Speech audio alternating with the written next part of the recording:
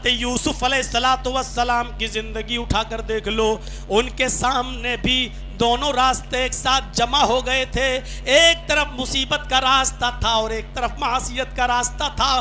قرآن سے سیکھیے، حضرت یوسف علیہ السلام نے مصیبت کے راستے کو اختیار کر لیا لیکن معصیت اور نافرمانی کا راستہ اختیار نہیں کیا.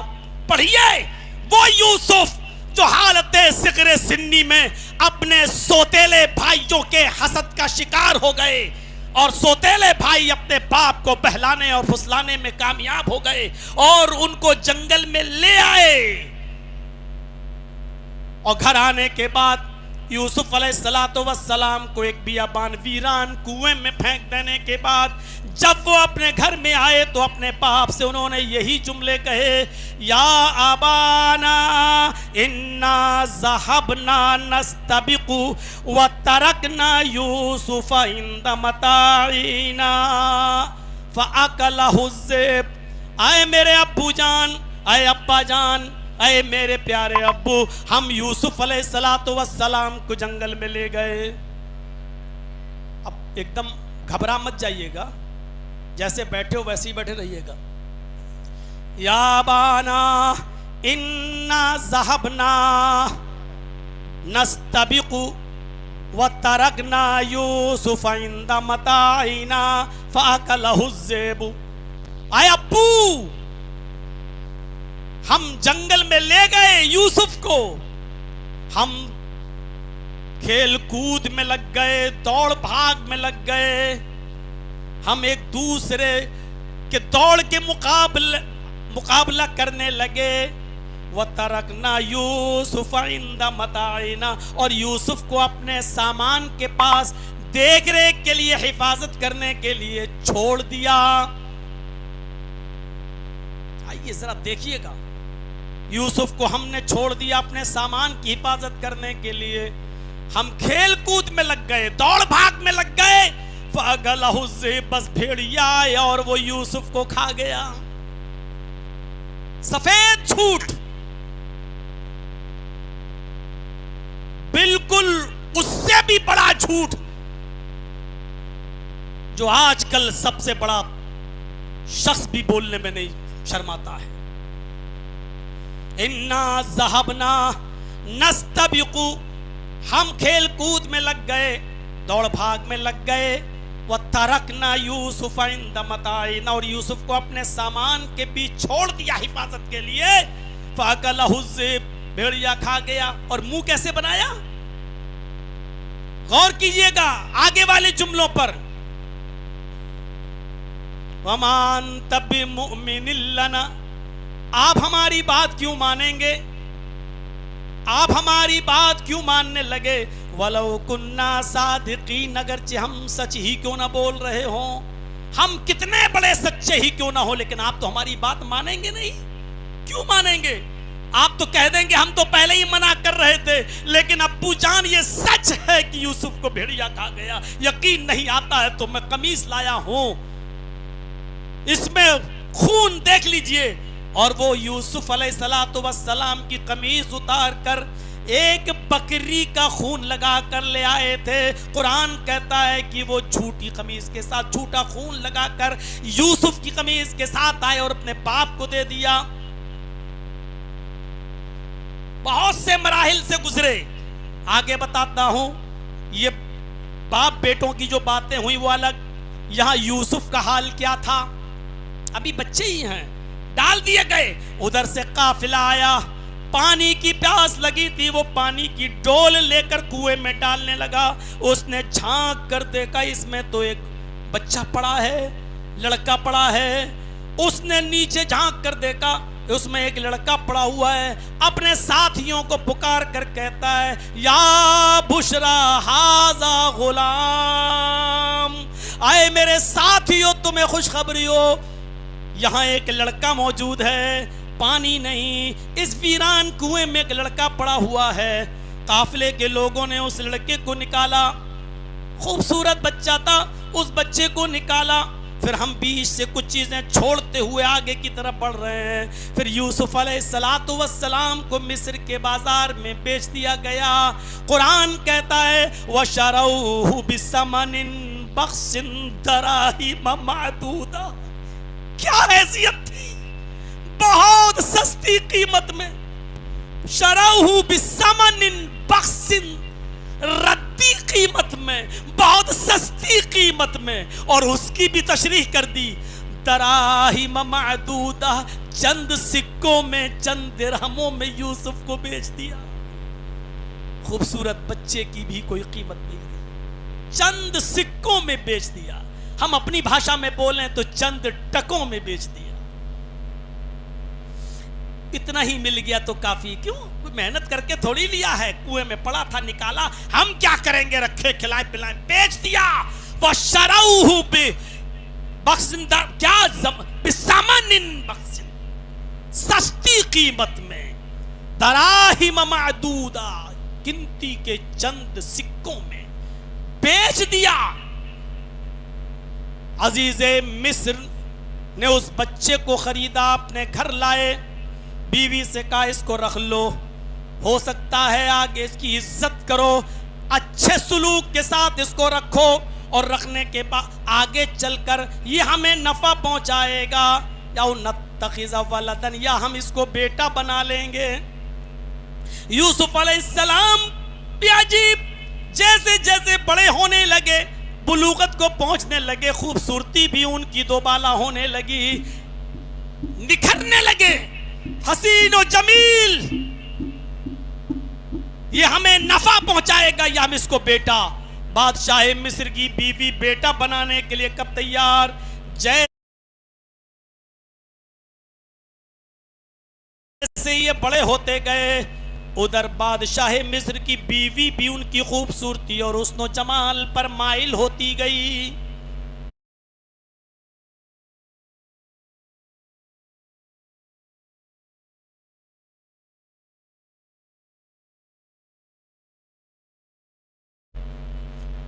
یہ چرچے مصر کے بازاروں میں ہونے لگے, اور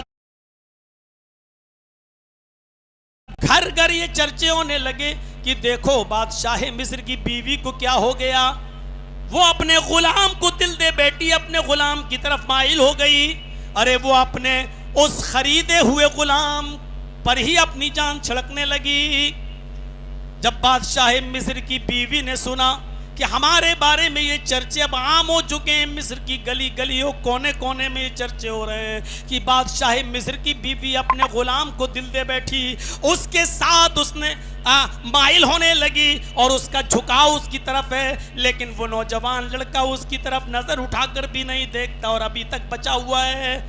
اپنی یہ بے عزتی وہ بادشاہ مصر کی بیوی, عزیز مصر کی بیوی برداشت نہ کر سکی. اس نے ان تمام عورتوں کو دعوت دے دی. سنیے, آ رہا ہے وہ مسئلہ.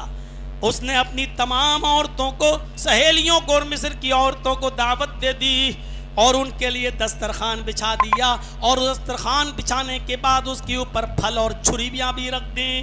ہر عورت کو ایک ایک چھری اور ان کے سامنے پھل رکھ دیے, کہا لو کھاؤ.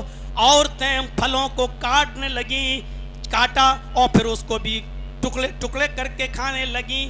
پھل کاٹ دی جاتی اور کھاتی جاتی. عین اسی موقع پر کہ جب مصر کی عورتوں کے ہاتھوں میں چھریاں تھیں اور وہ پھل کاٹ کاٹ کے کھا رہی تھیں, عزیز مصر کی بیوی نے کہا نکل جاؤ, آئے یوسف ان عورتوں کے سامنے سے گزر جاؤ. یوسف علیہ السلام جب ان عورتوں کے سامنے سے گزرے, قطعنا ایدیہن, ان عورتوں نے چھری بجائے پھلوں پر چلانے کے اپنی انگلیوں پر چلا لی. الفاظ کی زیادتی معنی کی زیادتی پر دلالت کرتی ہے.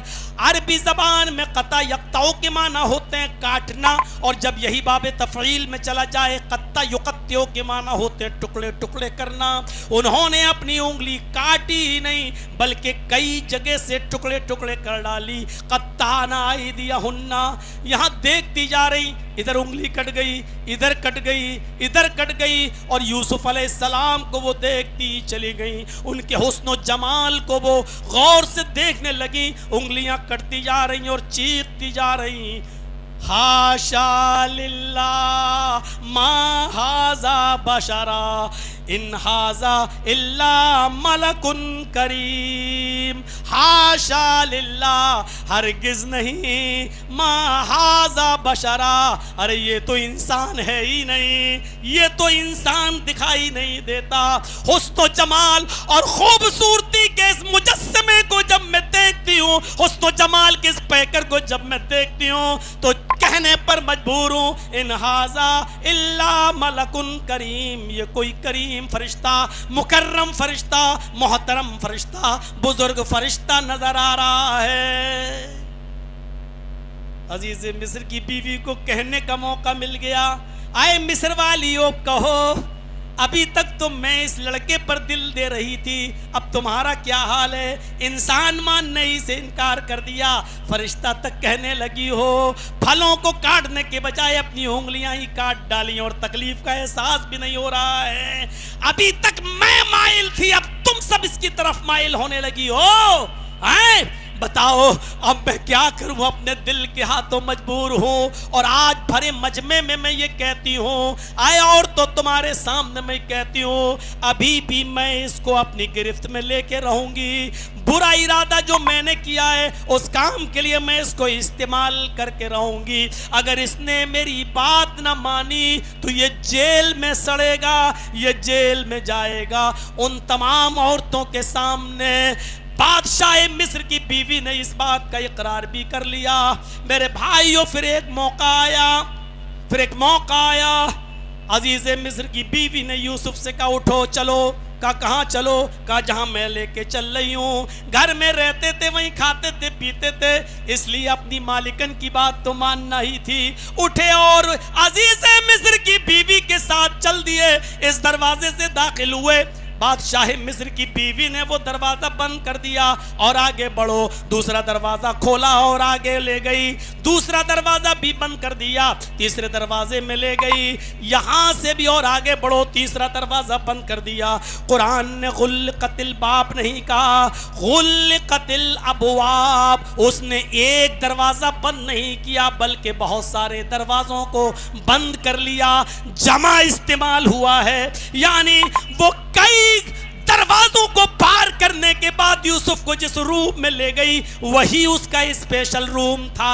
और रूम में जाने के बाद वो बिस्तर पर बैठ जाती है और यूसुफ से कहती, हाय तलक, आए यूसुफ आ जाओ, आओ। बरसों से मैं तुम्हारे हुस्न जमाल को देख देख कर मैं परेशान हूँ और तुम्हारे लिए मरी जा रही हूँ। आज तुम्हें इतने अंदर ले आई हूँ, आज मुझे अपने मकसद में कामयाब होना है। आए यूसुफ आ जाओ मेरे पास, आज कोई नहीं देख रहा है। आए यूसुफ तुम मेरे करीब आओ, आज मेरी उस आरज़ू को पूरा करो जो मैं बरसों से चाहती थी और तुम्हारे बालिग होने का इंतजार कर रही थी। यूसुफ अलैहिस्सलाम की ज़बान से जो जुमला निकला वो पहला जुमला यही था, माज़ अल्लाह, मैं अल्लाह की पनाह चाहता हूँ। उसने मुझे अब तक आपके घर में बहुत अच्छी तरीके से रखा है। जालिम लोग कभी कामयाब नहीं होते हैं। अगर मैंने तुम्हारे साथ गलत काम किया तो ये बादशाह मिस्र का हक मारना हुआ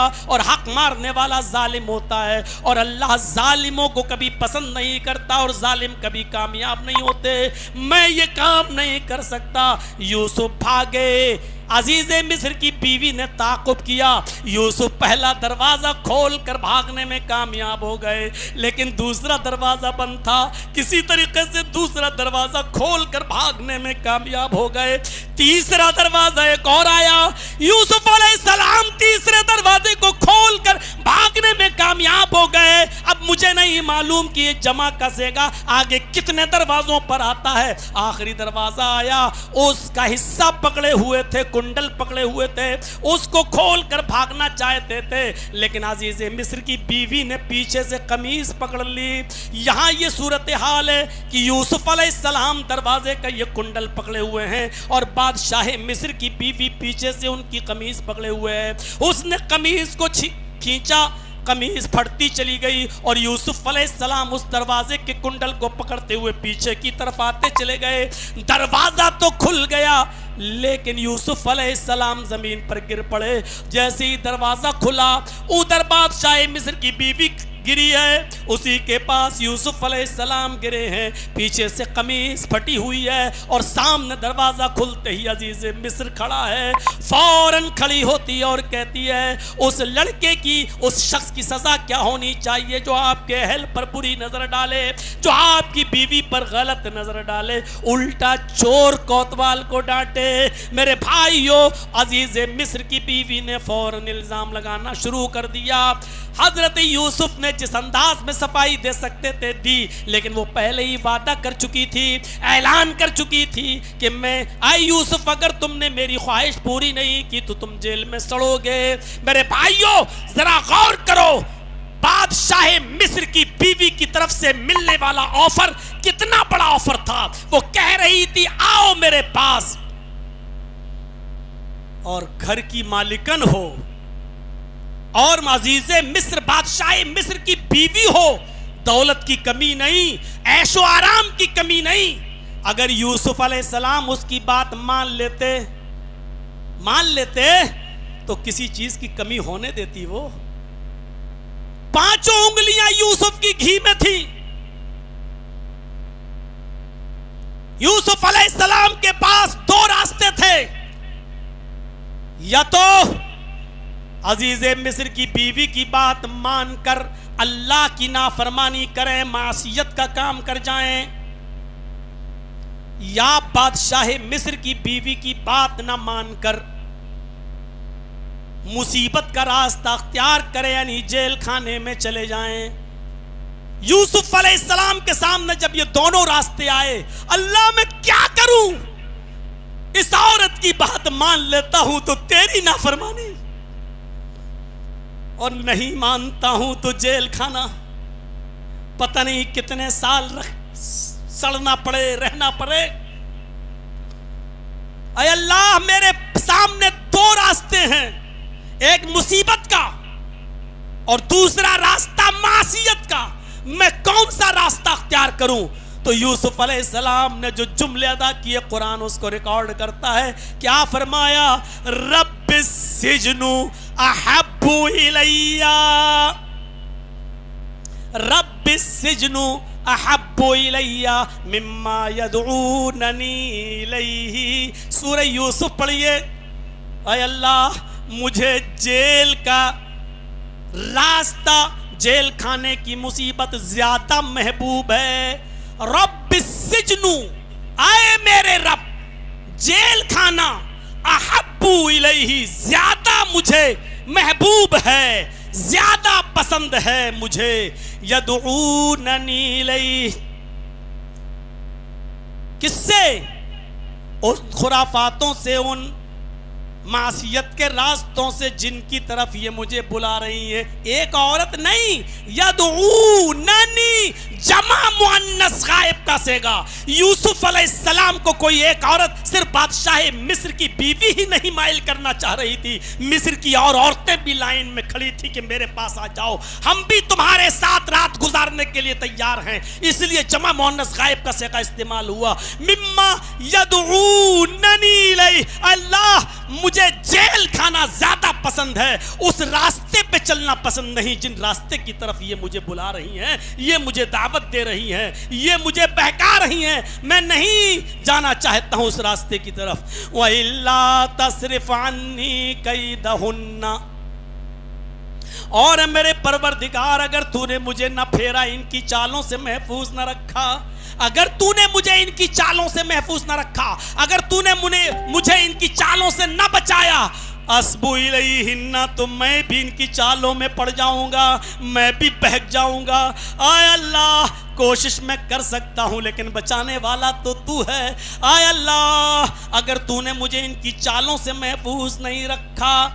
کیدہن کا بھی جملہ بتلا رہا ہے کہ صرف ایک عورت کی چال نہیں, ان تمام عورتوں کی چالوں سے بچنے کے لیے یوسف علیہ السلام نے کہا اے اللہ اگر تو نے مجھے ان کی چالوں سے محفوظ نہ کیا, اسبو الیہن تو میں بھی ان کی طرف گر پڑوں گا, مائل ہو جاؤں گا. وَأَكُمْ مِنَ الْجَاهِلِينَ اور نادانوں میں جاہلوں میں میرا شمار ہو جائے گا. پورا واقعہ بتانے کا میرا مقصد صرف یہ ہے کہ ہم یہ غور کریں, صرف یہ سوچیں کہ یوسف علیہ السلام کے پاس دو آپشن تھے, ایک مصیبت کا ایک معصیت کا. لیکن مومن مصیبت کا راستہ اختیار کر لیتا ہے, معصیت کا راستہ نہیں. تکلیفیں اٹھانا گوارا ہے لیکن گناہ کرنا گوارا نہیں. اللہ کے نبی فرماتے ہیں قیامت کے دن عرش الہی کے سائے میں جو 7 قسم کے لوگ ہوں گے, جو 7 قسم کے لوگ ہوں گے, ان 7 قسم کے لوگوں میں ایک شخص وہ بھی ہوگا. کون؟ سبعۃ یظلھم اللہ فی ظلہ. 7 قسم کے لوگ قیامت کے دن عرش کے سائے میں ہوں گے.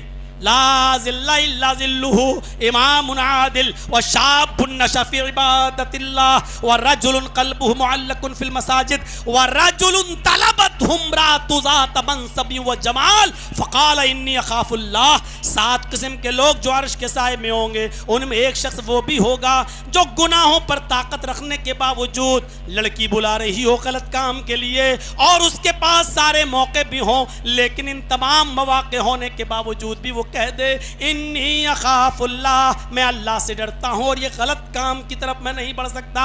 میرے بھائیوں یہ مصیبت کا راستہ اختیار کر لینا یہ مومن کی پہچان ہے, لیکن معصیت میں پڑنے والا منافق بدعمل اور گناہگار ہوگا, وہی شخص میرے بھائیو معصیت کا راستہ اختیار کرے گا. تو یہ تمام چیزیں جو میں نے آپ کے سامنے رکھی ہیں, شیخ سعدی کا واقعہ, یوسف علیہ السلام کا واقعہ, اور اسی طریقے سے میں نے یہ واقعہ ہے جس عرش کے سائے میں جو لوگ ہوں گے ہمیں غور کرنا چاہیے. اس لیے برائی, اب میں اس طرف بھی تھوڑا سا آپ کو لے لوں, برائی جب ہم چھوڑنے کی کوشش کریں گے تو برائیوں کو چھوڑیں گے, لیکن ہم چھوڑنا ہی نہیں چاہیں. برائی نیکی کو جنم دیتی ہے اور برائی کو جنم دیتی ہے. آپ فجر کی نماز اگر جماعت کے ساتھ پڑھ لیں گے تو ظہر پڑھنے میں آپ کو اچھا لگے گا, نہیں میں نے فجر پڑھی ہے, جب اتنی مشکل نماز جماعت کے ساتھ ترک نہیں ہوئی تو اب ظہر میں بھی جاؤں. فجر کی نماز جماعت سے پڑھی, اس نیکی نے آپ کے لیے ظہر آسان کر دیا, ظہر پڑھی تو عصر آسان کر دیا. میں عصر پڑھنے کے بعد مغرب کیسے چھوڑ دوں, 3 وقت کی پڑھ چکا ہوں, چوتھی کیسے چھوڑوں, نہیں میں جاؤں گا. اب آپ نے عصر بھی پڑھ لی, مغرب بھی پڑھ لی اور عشاء بھی پڑھ لی. آپ نے جہاں ایک نیکی اٹھ کر کی صبح, اس ایک نیکی کی وجہ سے آپ کی 5 وقت کی نمازیں بڑی آسانی کے ساتھ عطا ہو گئیں. اور جہاں آپ اٹھ کر صبح فجر میں سستی کر گئے, نہیں اٹھے, پڑھے ہی نہیں, اب ظہر کی اذان کی آواز آئی, ارے جب ہم نے فجر نہیں پڑھی تو اب ظہر کیا پڑھیں گے, ارے چھوڑو, پڑھنا ہے تو 5 وقت کی پڑھو, نہیں تو کیا فائدہ. عصر کی اذان کا وقت آیا, ارے جب فجر بھی چھوٹی ظہر بھی چھوٹی تو اب عصر کیا کریں گے, ارے ایسی نماز پڑھنے سے کیا فائدہ کہ 2 ٹائم کی پڑھو 3 ٹائم کی چھوڑ دو, 3 کی پڑھو 2 کی چھوڑ دو. آپ نے ایک نماز چھوڑی اور آپ کی 5 نمازیں چھوٹ گئی, کیونکہ شیطان پھر وہی چیزیں ڈالتا ہے. نیکی کو جنم دیتی ہے اور برائی کو جنم دیتی ہے. ایک برائی آپ کریں گے پھر وہ برائی دوسری برائی کی طرف آپ کو بھارے گی. جب دوسرا گناہ کر بیٹھیں گے آپ کا حوصلہ اور بلند ہوگا, آپ تیسرا گناہ بھی آسانی سے کریں گے. اس آدمی کی طرح جو اپنی بیٹی کے لیے کوئی نیک دیندار لڑکے کی تلاش میں نکلا کہ میری ایک ہی بیٹی ہے اور میں اپنی بیٹی کے لیے کوئی رشتہ تلاش کروں, اپنی بیٹی کے لیے کوئی رشتہ میں مانگوں اور کوئی ہمیں لڑکا مل جائے اچھا دیندار. وہ نکلا, اس کو پتا چلا کہ فلاں جگہ ایک لڑکا خالی ہے اور وہ میری بیٹی کے لیے بڑا مناسب ہے, قد و قامت بھی ٹھیک ہے, اچھا کماتا کھاتا بھی ہے. گیا, نکاح کا پیغام اس لڑکے کو دینے سے پہلے سوچتا ہے اس لڑکے کے بارے میں تھوڑی سی جانکاری حاصل کر لوں, कैसा है? उसके पड़ोसी से पूछना शुरू किया, क्योंकि पड़ोसी के हालात से ज़्यादा वाकिफ होते हैं। तो उसने पड़ोसी से पूछा, भाई मैं अपनी बेटी का रिश्ता इस लड़के के साथ जो तुम्हारे घर के बगल में रहता है मैं करना चाहता हूँ। मैं आपसे जानना चाहता हूँ मेरी लड़की गलत जगह न फंसे, इसलिए मैं चाहता हूँ कि अच्छा लड़का मिले। तुम्हें उसके बारे में अच्छा तजर्बा होगा, मुझे बताइए वो लड़का मेरी बेटी के लिए कैसा रहेगा?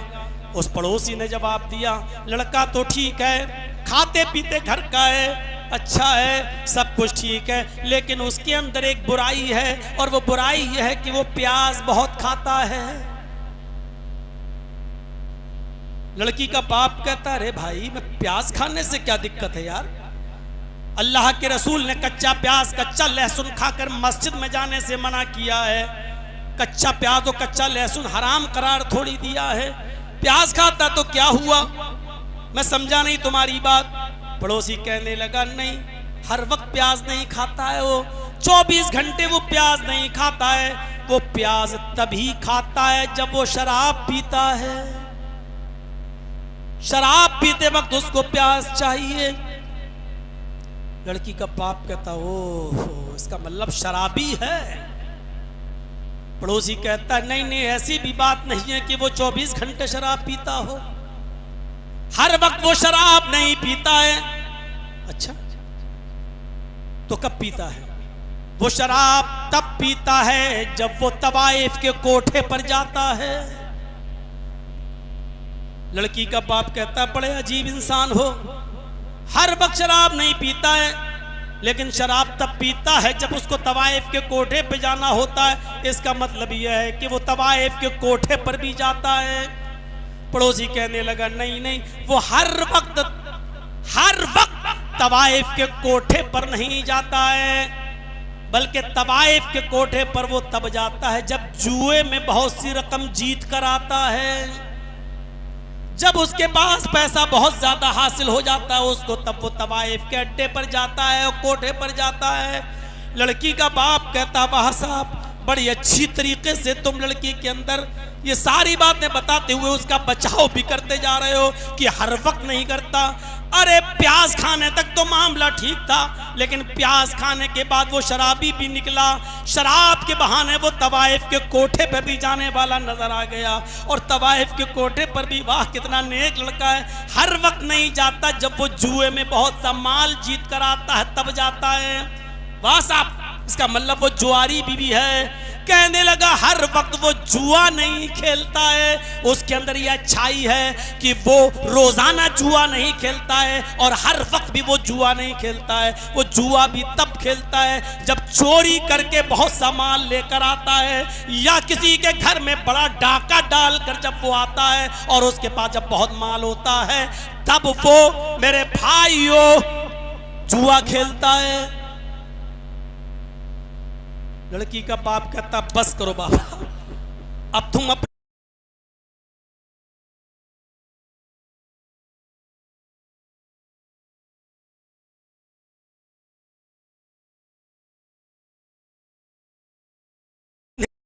पास रखो।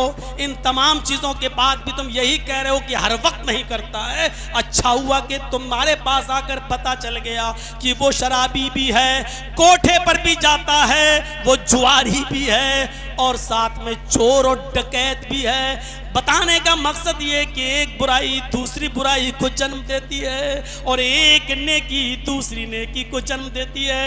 इसलिए नेकी का माहौल अपनाओ, और माहौल वातावरण समाज का और मुआशरे का नेक बना दो।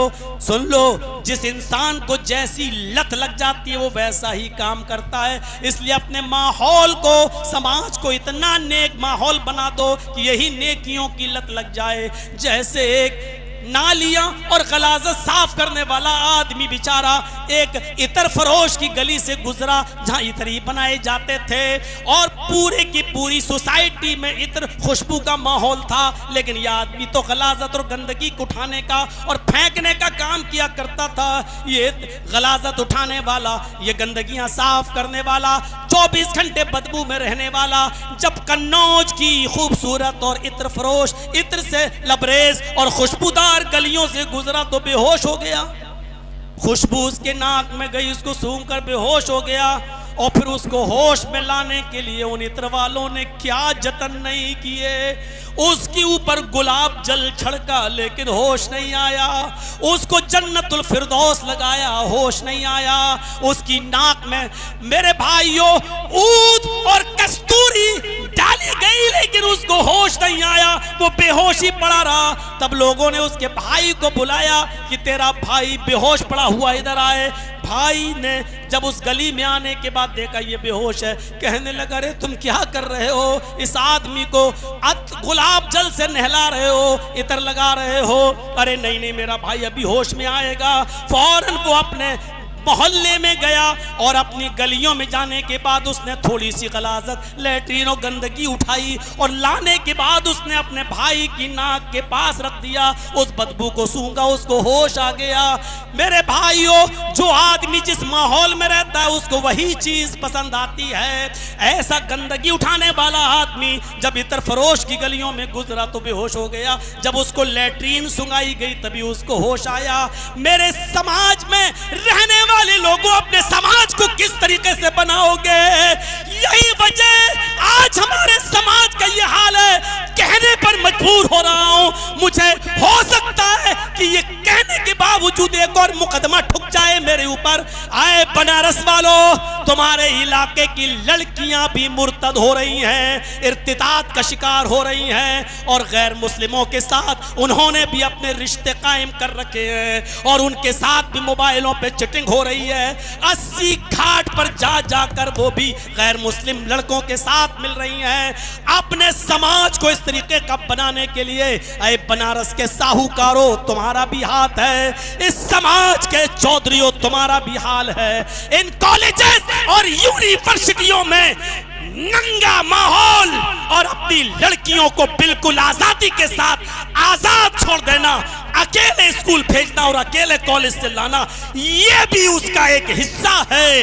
इसलिए अब रोइए मत। जो माहौल आपने अपनी बेटियों को दिया है उस माहौल का असर है। जब गलाजत का माहौल मिलेगा तो खुशबू कहां से आएगी? मेरे भाइयों, इस दौर से हमारी बहनों को और बेटियों को गुजरना पड़ेगा और आए उन बेटियों के माँ बाप तुम्हें रोना पड़ेगा, लेकिन रोकर भी कोई फायदा नहीं है क्योंकि दूसरी तंजीमें उनको हाथों हाथ लेने के लिए तैयार हैं। बल्कि ऐसा करने वाले गैर मुस्लिम लड़के को 2.5 लाख 5 लाख का चेक देने के लिए तैयार हैं, उनको घर भी देने के लिए तैयार हैं। आप कुछ नहीं कर सकते हो। आपके घर की बेटी गैर मुस्लिम के साथ भागेगी, जाएगी, निकाह करेगी। एक तो बच्चों का माँ बनने के बाद उसको वहां से धुतकारा जाएगा।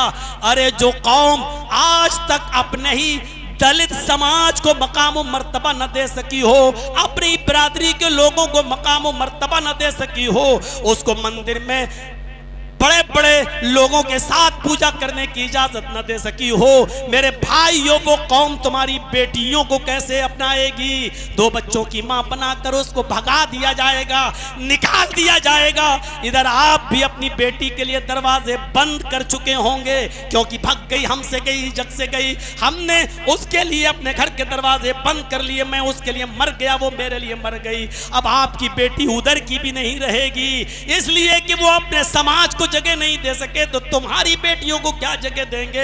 अब उस बेटी के लिए 2 ही रास्ते हैं, या तो जहर खा के मर जाए, आत्महत्या कर ले, या किसी तवाइफ के चकले और कोठे पे जाकर अपना जिस्म फरोश बन जाए और अपना जिस्म को बेचने लगे। मेरी बहनों और मेरी कौम की बेटियों, इस साजिशों को कब समझोगी?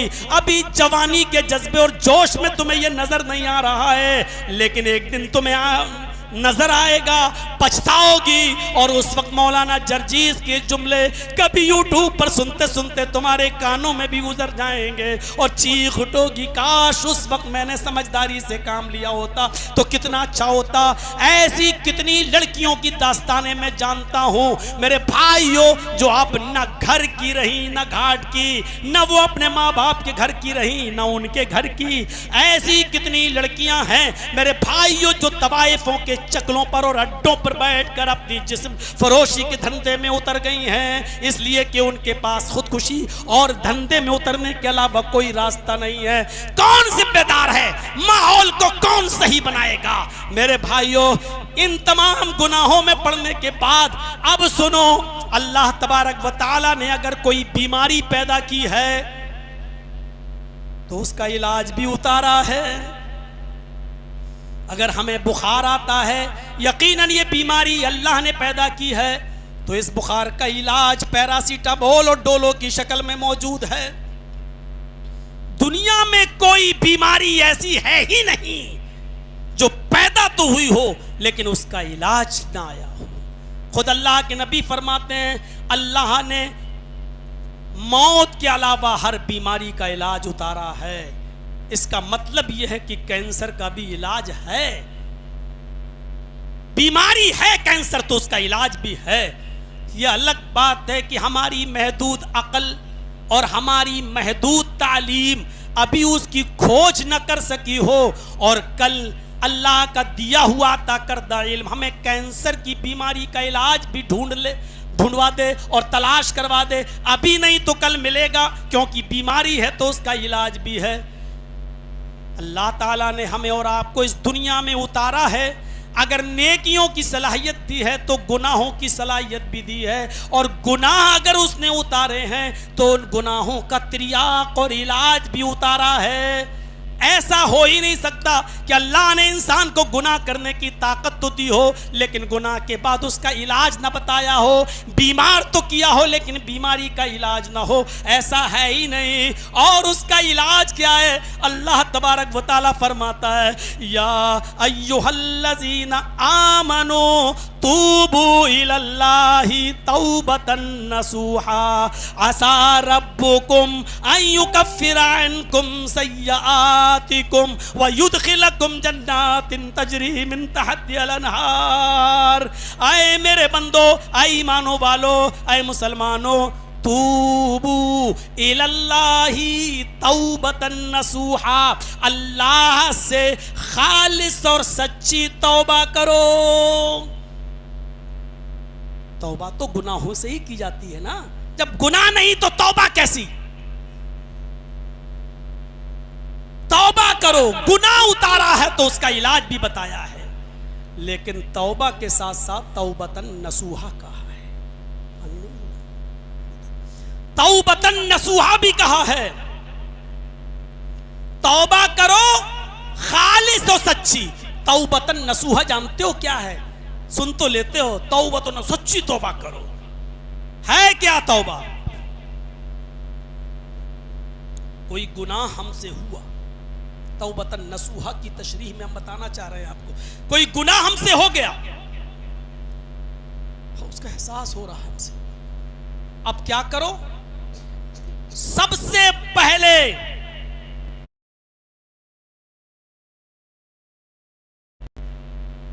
ندامت، پہلی چیز۔ یہ ہم سے کیا ہو گیا؟ اللہ، یہ تو گناہ کر بیٹھا ہوں۔ اس گناہ کے ہو جانے کے بعد ندامت ہو، شرمندگی ہو، یہاں سے جانے کے بعد ہی واٹس ایپ چالو ہو جائیں گے، یہاں سے جانے کے بعد ہی گفتگو ہوگی، اور یہاں پر بھی جو لوگ لگے ہوں گے وہ اشارے کر کے دیکھا نہیں مولانا نے کیا کہا، یہ سب کچھ چلے گا۔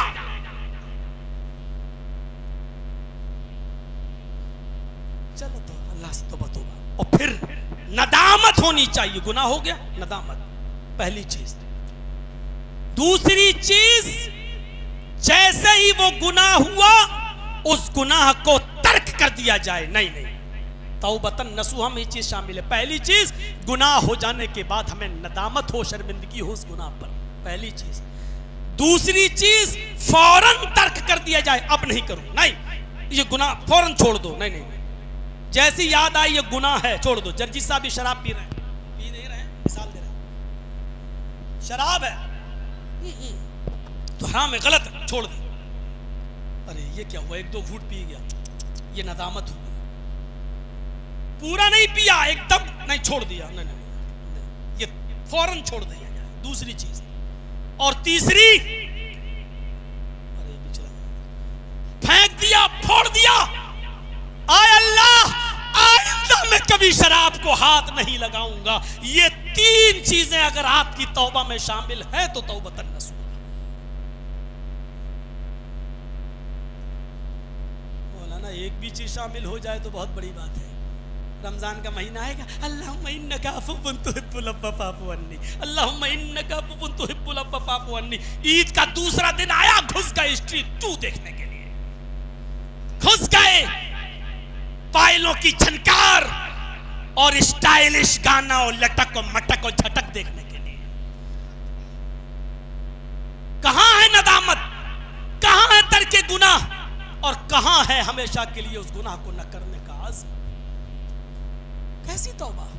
کیا کرنے گئے تھے رمضان کے مہینے میں؟ کیوں راتیں جاگی تم نے اور اپنی آنکھیں پھوڑی؟ ایسے ہی لوگوں کے بارے میں تو کہا تھا اللہ کے رسول نے، وَكَمْ مِنْ قَائِمٍ لَيْسَ لَهُ مِنْ قِيَامِهِ إِلَّا السَّحَرُ. کتنے ہی تہجد گزار اور راتوں کو جاگنے والے، پوری رات جاگنے والے اور قیام کرنے والے ایسا ہیں جن کو ایک رتی ثواب نہیں ملتا، آنکھیں پھوڑنے کے سوا ان کو کچھ نہیں ملتا. گناہ تو ہوں گے، گناہ کا انکار نہیں کر رہا ہوں میں، گناہ تو ہوں گے. انسان کو صلاحیت ہی دے کر بھیجا ہے نیکی کی بھی اور گناہ کی بھی. فَأَلْهَمَهَا فُجُورَهَا وَتَقْوَاهَا. ہم نے انسان کو فسق و فجور کی بھی صلاحیت دی ہے، اس کے دل میں ڈالا ہے. وَتَقْوَاهَا، اور بچنے کی صلاحیت بھی دی ہے.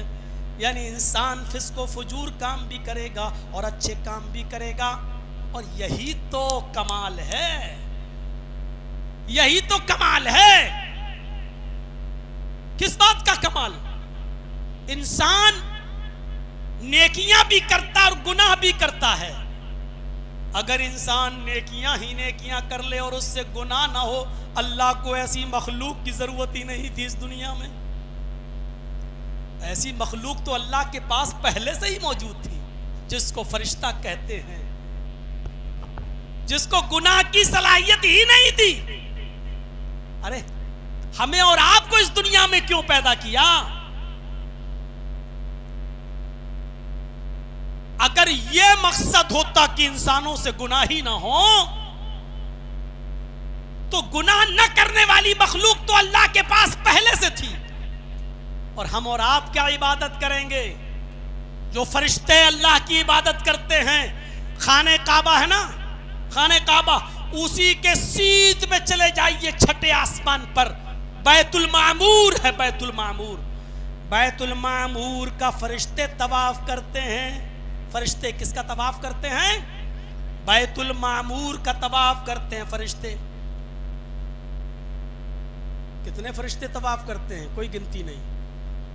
چکر لگاتے ہیں 7 چکر. جب بیت المعمور کے ہو جاتے ہیں، ایک طواف جب ہو جاتا ہے، 7 چکر کا ایک طواف جب بیت المعمور کا ہو جاتا ہے، فرشتے کر لیتے ہیں. اس کے بعد لائن میں کھڑے ہو جاتے ہیں کہ دوبارہ جب نمبر آئے گا تو ہم پھر دوبارہ طواف کریں گے. جب وہ لائن میں کھڑے ہو جاتے ہیں تو اللہ کے نبی فرماتے ہیں پھر قیامت کی صبح تک ان کا دوبارہ نمبر نہیں آئے گا. اب غور کر لیجئے کہ کتنی عبادت کرنے والے فرشتے موجود ہیں جو ایک مرتبہ خانہ کعبہ کا طواف کر لے. ارے جرجی صاحب تو ایک بار عمرہ کر کے 3 سال بعد پھر دوبارہ کرائے، پھر ایک بار اپنے ماں باپ کو دونوں کو لے کر حج کرنے گئے تب عمرہ کرائے، موقع مل گیا. پھر طواف کے بعد پھر دوسرے طواف دوسرے دن بھی کرنے کا موقع مل گیا، جتنے چاہو اتنے کر لو. لیکن فرشتے جو ایک مرتبہ بیت المعمور کا طواف کر لیتے ہیں پھر لائن میں کھڑے ہو جاتے ہیں. امام کائنات نے فرمایا قیامت کی صبح تک ان کا دوبارہ نمبر نہیں آئے گا. اتنے فرشتے لائن میں لگے ہوئے ہیں. تو جن فرشتوں سے گناہ نہ ہو ایسی مخلوق تو اللہ کے پاس پہلے سے موجود تھی. انسان ایسی مخلوق کی کوئی اس دنیا میں پیدا کیا جو میرے بندے گناہ بھی کریں اور گناہ کرنے کے بعد پھر وہ میری وحدانیت کا اقرار کر کے سب سے بڑا مجھ کو جان کر میرے سامنے رجوع بھی ہوں اور دعا پڑھیں اور کہیں استغفر اللہ من کل استغفر اللہ ربی من کل ذنب واتوب الیہ استغفر اللہ ربی میں مغفرت طلب کرتا ہوں اس رب سے جو اس اللہ سے جو میرا رب ہے من کل ذنب ہر گناہ سے اے اللہ مجھے پتہ نہیں میں نے کون سا گناہ کیا اور نہیں کیا مجھے بہت سے گناہ یاد ہیں اور بہت سے گناہ یاد بھی نہیں ہیں کچھ انجانے میں ہوئے کچھ جان بوجھ کر ہوئے اے اللہ میں ہر گناہ سے تیری مغفرت چاہتا ہوں واتوب الیہ اور تیری طرف بھی میں رجوع کر رہا ہوں تیری طرف بھی میں پلٹ کر جا رہا ہوں یہ استغفار وہ چیز ہے جس کا حکم اللہ تعالیٰ نے نبی کو بھی دیا وہ نبی جو معصوم عن الخطا ہے جس سے کوئی گناہ نہیں معصوم عن الخطا جن کو بنا کر بھیجا ہے لیکن اللہ نے نبی سے بھی کہا وَقُلْ رَبِّ اغْفِرْ وَارْحَمْ وَأَنْتَ خَيْرُ الرَّاحِمِينَ اے نبی کہہ دو رب اغفر اے میرے رب مغفرت فرما دے ورحم رحم فرما وانت خیر الراحمین تو سب سے بہتر رحم کرنے والا ہے تو سب سے اچھا رحم کرنے والا ہے یہی مغفرت کی دعا حضرت ابو بکر صدیق بھی اس طرح کیا کرتے تھے اللہم انی ظلمت نفسی ظلما کثیرا ولا یغفر الذنوب الا انت فاغفر لی مغفرتا من عندک وارحمنی انک انت الغفور الرحیم اے میرے اللہ اللہم انی ظلمت نفسی ظلما کثیرا میں نے اپنے نفس کے اوپر بہت ہی زیادہ ظلم اور بہت ہی زیادہ گناہ کیے ہیں